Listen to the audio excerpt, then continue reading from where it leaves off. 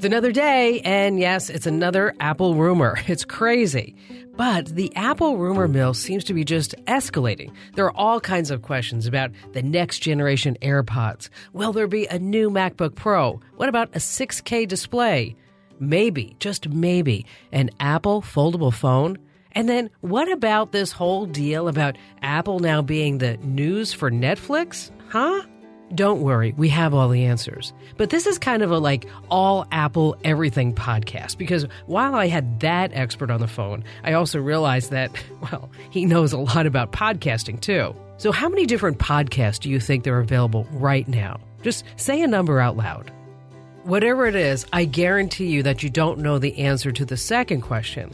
Out of all the hundreds and thousands of podcasts available, how many are actually listened to? And can you really make money at podcasting?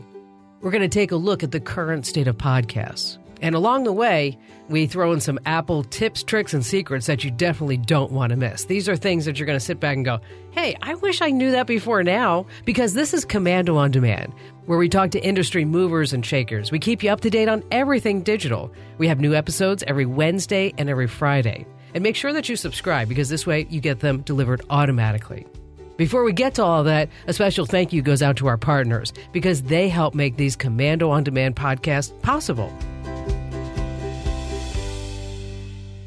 When you're hiring, you don't want to waste time sorting through dozens of irrelevant resumes. You want an efficient way to get to a short list of qualified candidates. You need Indeed.com. Post a job in minutes. Set up screener questions based on your job requirements. Then zero in on qualified candidates using an intuitive online dashboard. Discover why 3 million businesses use Indeed.com for hiring. Post a job today at Indeed.com/hire. Search for greatness. Search Indeed.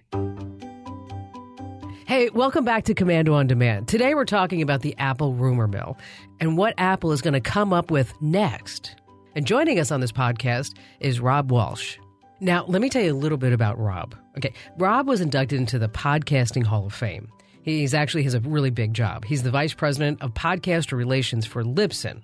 And before that, he was the president and founder of Podcast 411. And of course, he has a great book, Tricks of the Podcasting Masters. And I love Rob's podcast, Today in iOS, which, by the way, aside from Commando on Demand, is my most favorite podcast ever.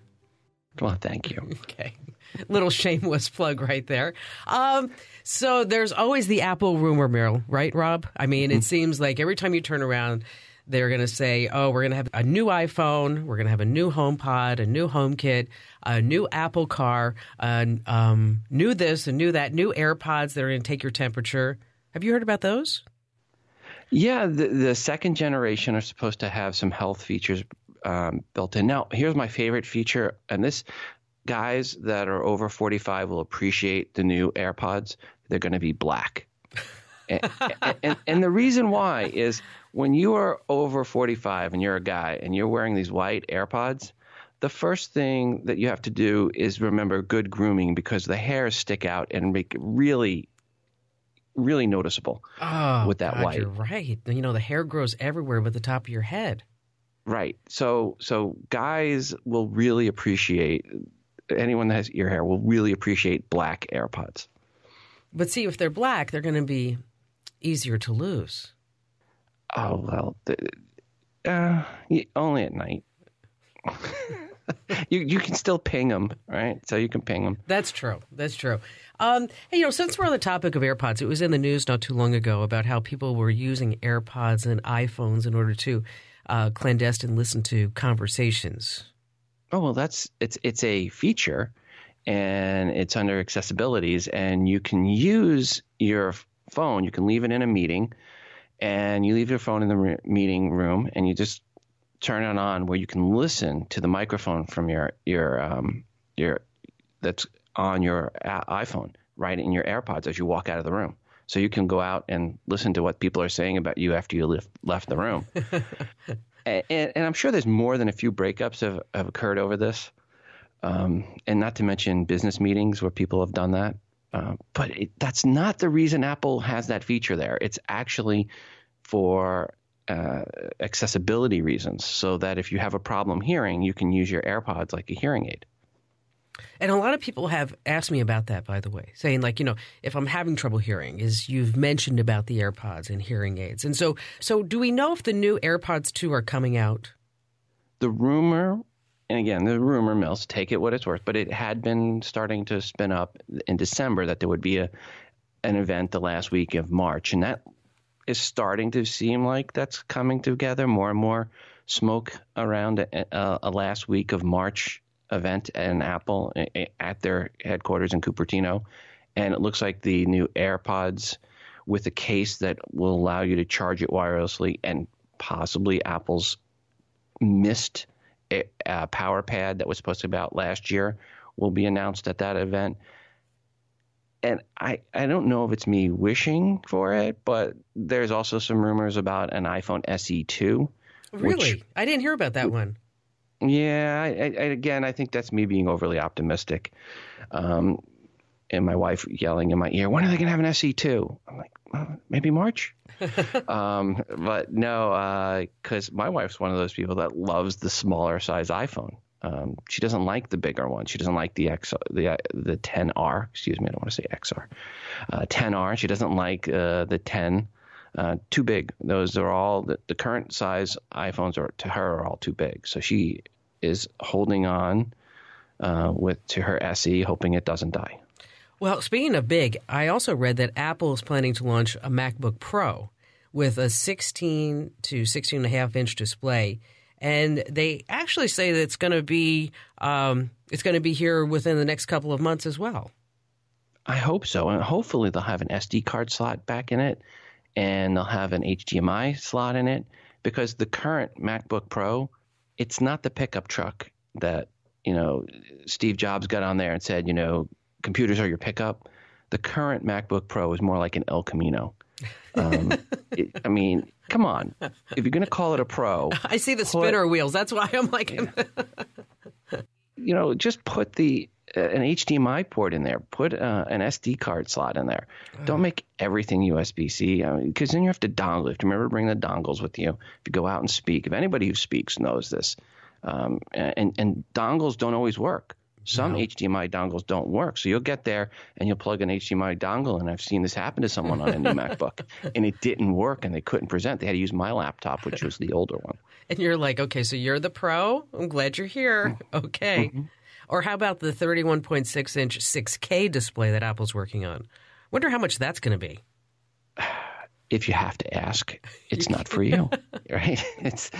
We don't even give you a price. I won't even put a price on it. Just click yes, and your charge card will be charged some random number. Just take my money. That's it.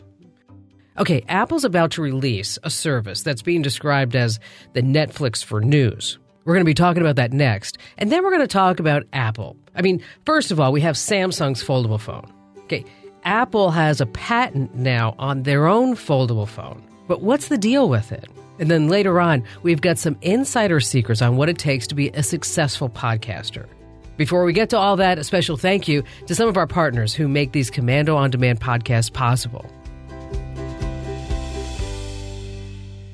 Robinhood is an investing app that lets you buy and sell stocks, ETFs, options, and cryptos, all commission-free. Plus, there's no account minimum deposit needed to get started, so you can start investing at any level. The simple, intuitive design of Robinhood makes investing easy for newcomers and experts alike. View easy-to-understand charts and market data, and place a trade in just 4 taps on your smartphone. With Robinhood, you can learn how to invest in the market as you build your portfolio. Discover new stocks, track your favorite companies, and get custom notifications for price movements so you never miss an opportunity to invest. Robinhood is giving listeners of Commando On Demand a free stock like Apple, Ford, or Sprint to help you build your portfolio. Sign up at invest.robinhood.com, invest.robinhood.com. Okay, welcome back. We're speaking with podcast veteran Rob Walch. Okay, Rob is so smart. You don't want to miss a moment of anything that he has to say.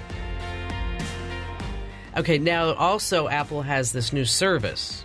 Is it for news? People have said it's going to be like gaming for Netflix or gaming like Netflix or news like Netflix. What do you know about that? Well, it's supposed to be like the Netflix of news. And what does that exactly mean? Because I always love when people try to compare things to Netflix. Netflix took a lot of hard stuff to find that wasn't on the internet and then brought it to a place where you could stream it all in one place. That's where Netflix's value came. Whatever Apple's going to do, it's not going to be taking a bunch of stuff that's not on the internet, right? They're just going to take stuff that's on the internet and bring it together.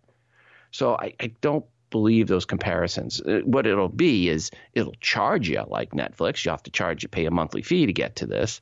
And maybe this will be some of the stuff they'll take that was previously, available freely, and now they're going to lock it behind a wall. And whenever someone does that, I don't call that the Netflixing of an event. I call that the blockbustering of a content. Because really, when you lock that down and make it hard to get to, it usually peters out and dies. Well, I did read that this Apple News, when it does get this subscription service, that is much like Apple Music, that a lot of the publishers, Wall Street Journal, New York Times, et cetera, that they don't necessarily want to give them the content because Apple wants 50% of the revenues. Well, yeah, people don't want to give up anything.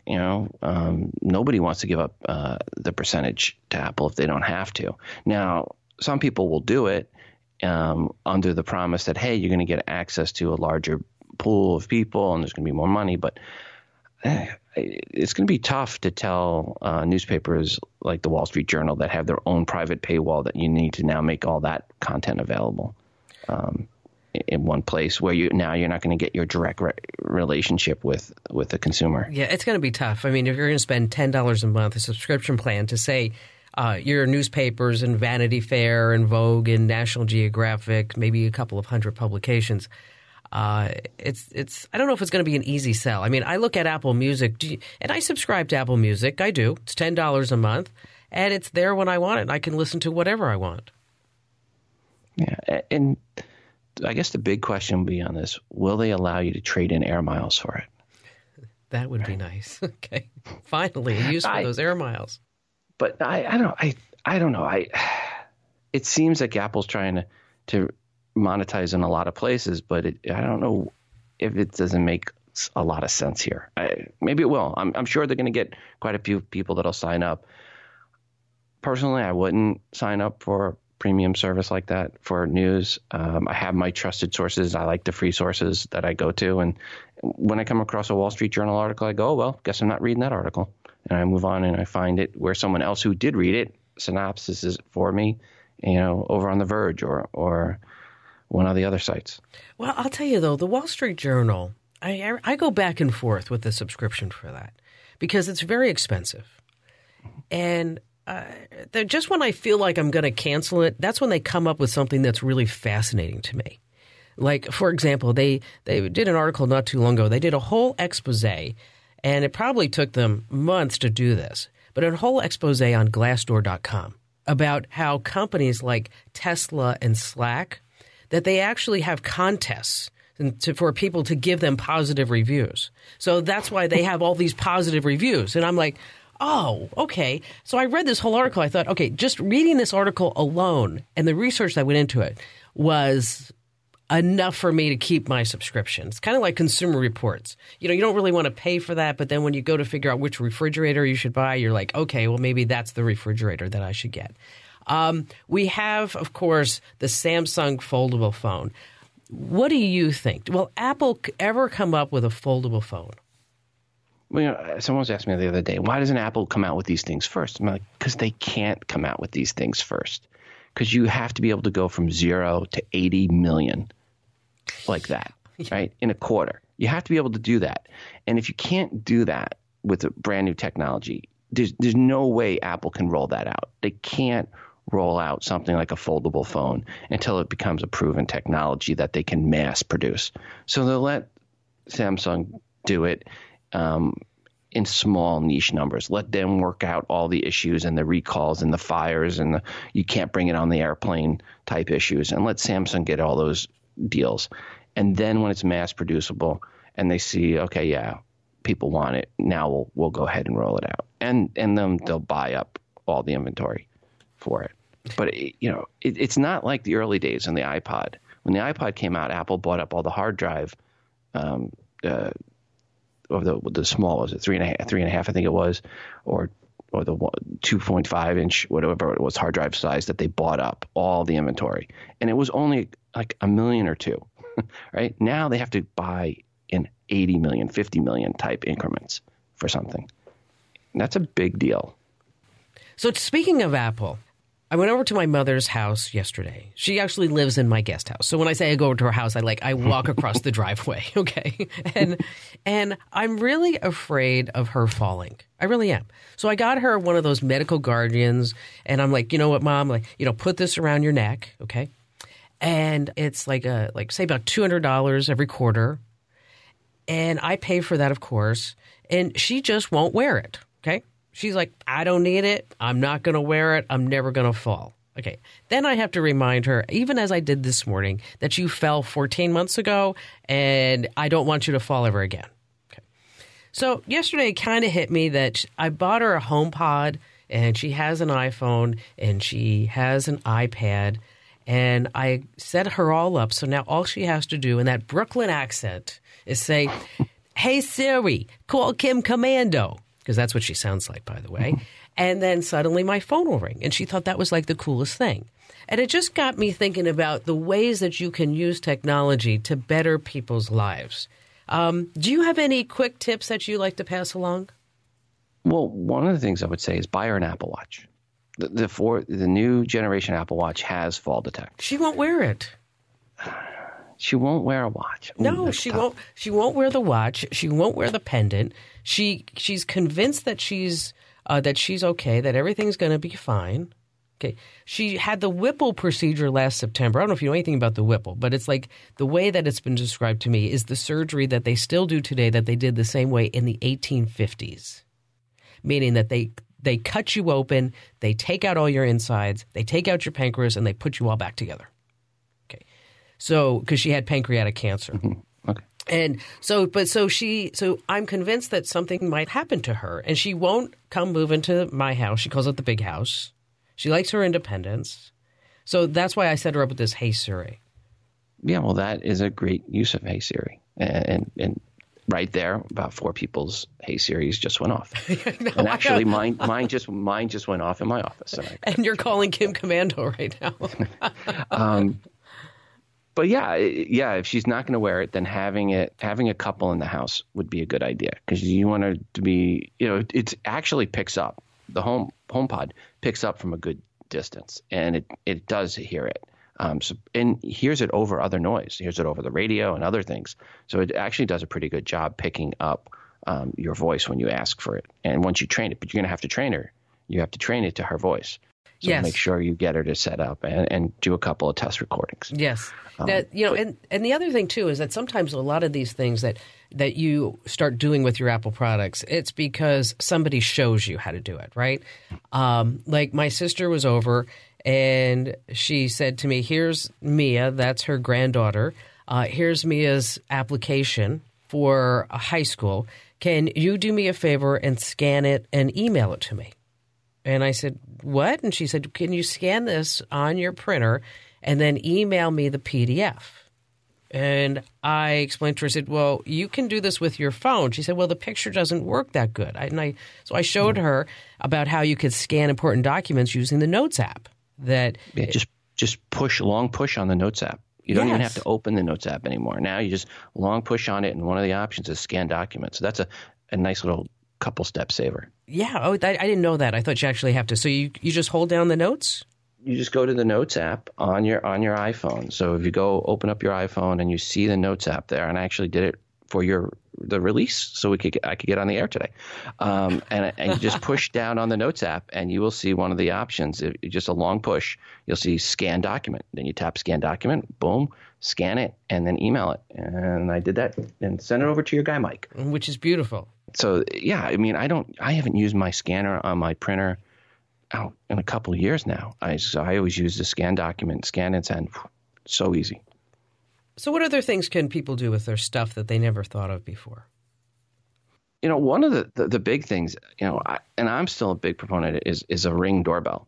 And I got this for my parents. And you make sure you have good Wi-Fi in your house too, which is why Amazon bought Eero, was because the Ring doorbells don't work all that well on bad Wi-Fi. and they bought Ring. Oh, So they bought that's Ring and Eero, interesting. and the two go together really nice. But yeah, if you have a Ring doorbell, Eero and the Ring work great. So my parents, and my mom, by the way, is from Brooklyn also. So she's got the Brooklyn accent. Oh, so you know exactly what I'm talking about. Yes, yes. Okay. But they live on Long Island now. But my mom is from Brooklyn, and I grew up with the Brooklyn. Yes, yes. I grew up with the Brooklyn accent. But my parents now can be up in their room and they can answer the doorbell. They can see who's at the front door. They don't have to get up and go downstairs and see who's there. And that's a nice thing. Anytime you have to keep people from running down the stairs because someone's at the door. My parents are in their 80s. Mother is not quite there yet. 78. Shh, I didn't say that out loud. But the point is that, to me, is a great device to have, and have that app on your phone, and should have that. And any elderly folks should have that right on the front page of their iPhone, the front home screen. Speaking of gadgets, okay, I put a video on my Instagram account of my golden retriever puppy. Her name's Abby. Now, you have to remember that Abby's a golden retriever puppy, and her mother, me, is very into technology. So why get the dog a regular bone when you can get the dog a wicked bone? Okay. This bone is Bluetooth enabled. Now, you have to imagine this, Rob. It's the size, it's like a dog bone. Okay, so whenever the dog goes to the bone, you move the bone away from the dog. and then you can make the bone spin, get on the side. Oh, it just drives the dog crazy. Just drives her crazy. So, if the dog is hard to potty train, it's not her being stubborn, it's her getting back at you. I thought so. Okay, so we've covered the Apple rumor mill. Up next, Rob has been a successful podcaster for 10 years. And I mentioned at the beginning of this podcast, he's the vice president of podcast relations at one of the biggest podcast platforms out there. It has kind of a strange name. It's called Libsyn. Up next, we're going to find out what it takes to create a successful podcast. But first, a special thank you to our partners who help make this podcast possible. It's 2019, and technology has grown leaps and bounds since 1999. So why are you still using that old, outdated software? Find software that fits your business's needs using Capterra.com. I get asked all the time for different recommendations, and I refer people to Capterra.com. With over 700,000 reviews of products from real software users, discover everything you need to make an informed decision. Search more than 700 specific categories of software. Everything from project management to email marketing to yoga studio management software. No matter your business needs, Capterra makes it easy to discover the right solution fast. Join the millions of people who use Capterra each month to find the right tools for their business. Visit Capterra.com/Kim today to find the right tools to make 2019 the year for your business. Once again, that address is Capterra.com/Kim. Let me spell it for you. Capterra.com/Kim. All right, we're back, and we're speaking with Rob Walch from Libsyn about what it takes to be a successful podcaster. And let me tell you, it's not easy. You may think that, I just need a microphone and then I'm going to talk about my neighbors and see what happens. Not so much. Let's talk a little bit about podcasting, because we have a lot of people that are obviously into podcasting. They get Commando on Demand. They listen to your podcast, of course. What is the latest number as far as how many podcasts are out there? Well, according to Apple, the latest number they gave was a little bit over 600,000 podcasts. Now, you have to take that with a big grain of salt, because a little under 200,000 of them have actually released new content in the last 12 months. Oh, that's interesting. That's interesting. So when you look at active podcasts, the numbers are around 200,000. So take it that way. And again, 200,000 is not a huge number. Even 600,000 is not a big number when you compare it to the 600 million blogs that are out there. So 200,000 podcasts versus 500 million blogs, there's a big difference. So it's still more niche and more exclusive to have a podcast than it is, say, to have a blog. What's the most popular topic for a podcast? All right. So the most popular, if you're going to go by downloads, are comedy podcasts. If you're going to go by number of new shows in the last year, Surprisingly, it's business. And if you're going to go by the number of shows overall, all time, it's religion. Really? Yeah. So there's a lot of churches put their podcasts, put their sermons up as, as a podcast. But in the last year, there was definitely more new business podcasts than anything else. Although you'll hear more about the true crime podcasts, which there definitely are a plethora of, without a doubt. There's quite a few of them out there. But comedy podcasts still, when we look at the most popular podcast, it's still comedy podcasts are up there, and then followed by education. So history podcasts are really popular. One of the most popular podcasts out there is Hardcore History with Dan Carlin, and he gets millions of downloads per episode. And on a per episode basis, it's one of the most popular podcasts, period. Wow, that is crazy. I mean, you wouldn't think like a history podcast would get so many downloads, but he does make it entertaining, and he does tell the stories, which is, I think, why it's so successful. We were doing some research onto why podcasts are popular, and there's this whole link between podcast listening and the number of smartphones that are out there. But there's this guy, Dr. Paul Zak. Have you heard of him? I have not. He's a neuroeconomist. He studies brain activities and as they listen to stories. And he actually says that podcasts are so popular because our brains crave stories. What do you think about that? Well, I think what we crave is just something to pass the time. And podcasting helps that. I mean, when you're driving in the car, you want to listen to something. And music has gotten to the point where it's so formulaic and you want to be educated too, and music isn't educating you. And here's an opportunity, and that's why the education podcasts have always been the number 2 category as far as downloads. I think people like to be educated, and they also like to be entertained. Hence why comedy podcasts are number 1. And if you can do both, just a podcast called The Dollop, which is both history and comedy, you can be pretty popular. I've always looked at it as people just have more time in the day to listen than they do anything else, and podcasts fill that time, fill that opportunity. Well, it could also be like, for example, I was driving with my teenage son Ian yesterday, and I jumped into his car, and of course his iPhone automatically kicked into his car, and then I looked on the screen, and playing was A Boogie in the Hoodie or something like that. And I said it just like that, and he's like, "Mom, you are so old that you said it like that." And they were talking about living the life of the gangster and putting on their Gucci shoes and things like that. And I was thinking to myself, and I asked him, I said, "Have you ever listened to a podcast?" I mean, and he looked at me like I just asked him, if cauliflower was his favorite food of all time, right? But I think it might also be a generational thing, don't you think? Well, we see people that are listening to podcasts that are teenagers and 13 to 21. There's one podcast that's pretty popular in that area called My Brother and Me. Does really well. Matter of fact, does much better on Spotify than it does on any other platform, because that platform is geared towards more folks that are under the age of 30. So, depending on the platform, we see different shows are more popular in different places. But there are definitely podcasts that are appealing to the younger crowd. Now, I'll say the percentage of people that listen to podcasts that are under 18 is not near the percentage of people that listen that are above 35. Above 35 still is 35 to 55 is still the largest group percentage-wise as far as the percent of that group. Which is interesting because last summer I had some time and I was sampling various podcasts. And I looked at the top of the Apple charts and I would go through and I'd download a few episodes of each one.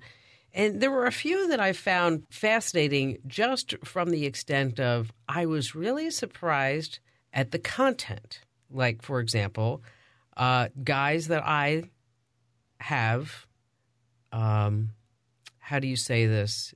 Well, it uses yes. It's guys. Yes, I know the one you're talking about. Right. There's an F-bomb that could be in their title. Yes. And I sat there and I looked at the title and I was like, guys that all right. And then these two girls get on and they're chatting about girth and length and toys. And I gave it like 5 minutes, and I said, this is ridiculous. Are those podcasts popular?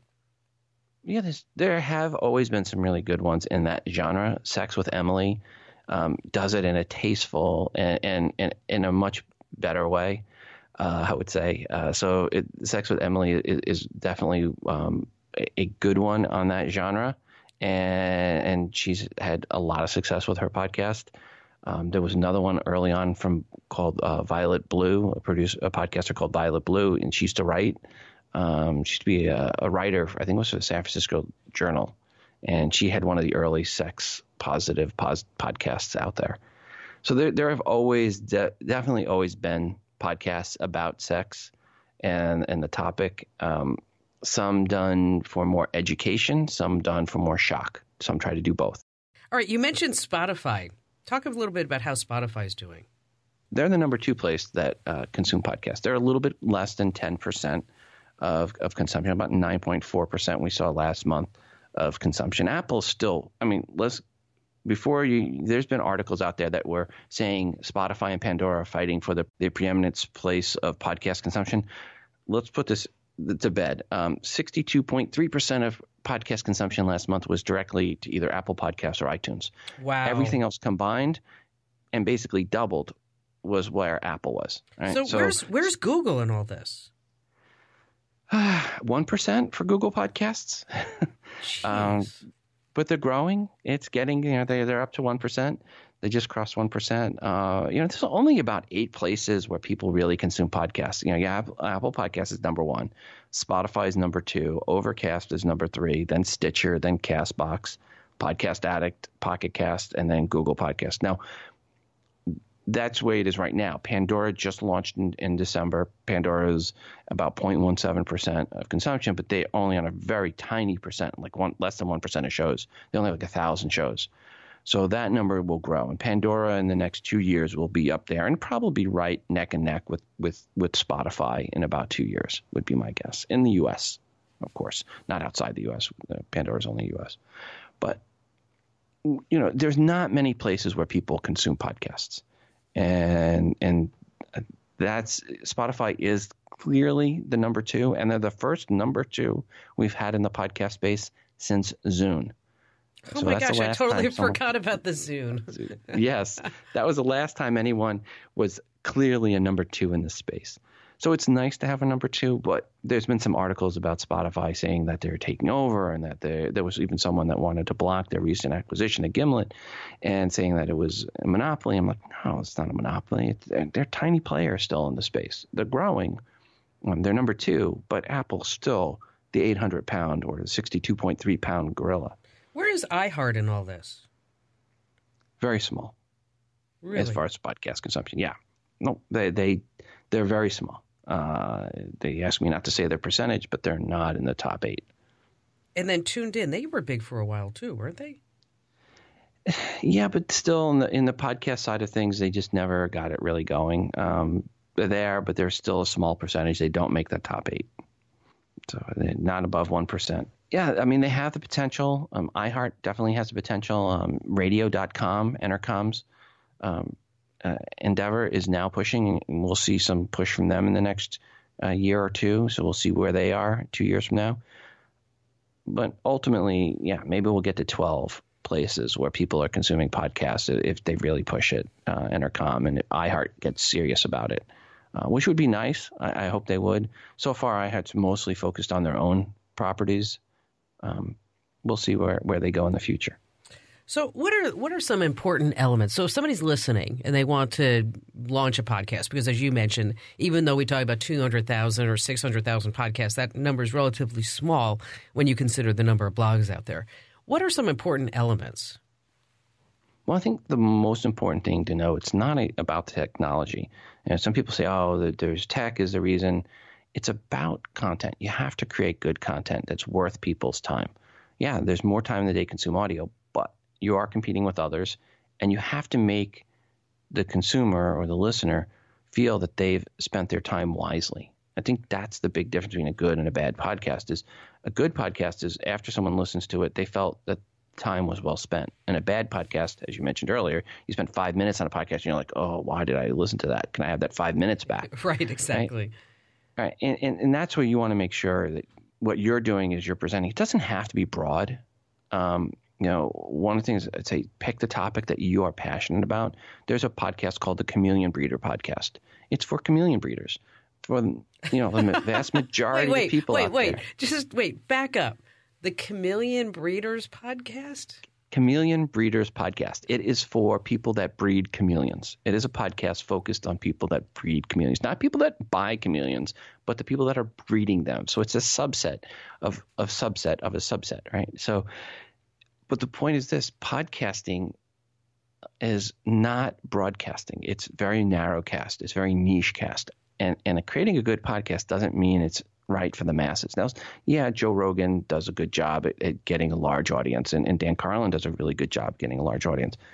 But most podcasts that are successful aren't huge numbers because there aren't many with those big numbers. They're ones that hit their niche and hit it well.